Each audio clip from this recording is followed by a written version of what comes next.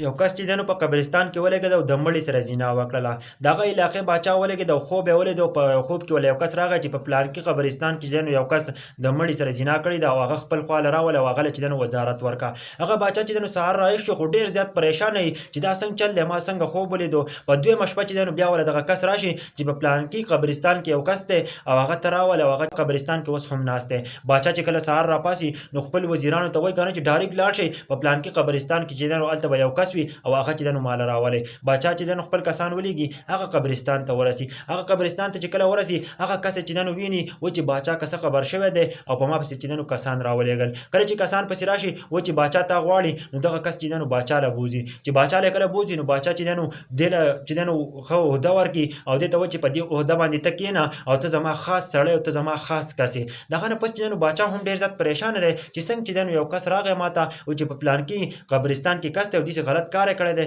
او بیا هم چې دی نو دومره غټه عهده وله ورکوي. بیا چې دی نو په شپې چې دی نو خوب ویني په خوب کې وله هغه کس بیا راځي. باچا چې دی نو د هغه کس نه تپوس کوي چې څنګه چل دی ما خو هغه چل وکړو څنګه چې تا ویل که نه چې پلانکي قبرستان کې کس دی هغه راوله او هغه له چې دی نو وزارتوب ورکړه هغه چې دی نو وزیر کړه. وایي که نه وایي دغه کس ورته ویل که نه وایي الله پاک چې دی نو کله دا کس چې دی نو ولدو چې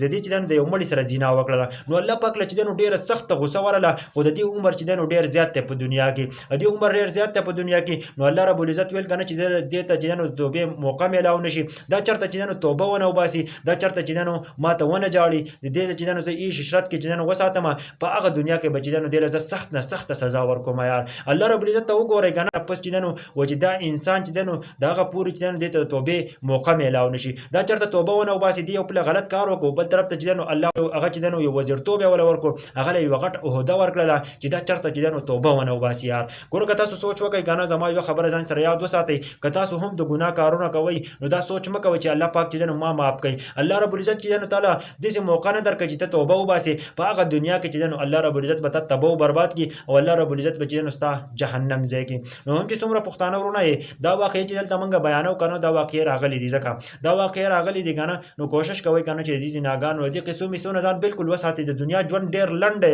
ډېر مختصر ژوند دی ګوره ډېر شارټ ژوند دی بیا به وروسته ارمان کوئ خو وخت به تېري. ګوره موږ ډېرې زیاتې واقعې بیانو او دا زموږ د عبرت لپاره بیانو. تاسو چې دی نو واقعه اورئ هم او د نورو ملګرو سره ضرور شیر کوئ.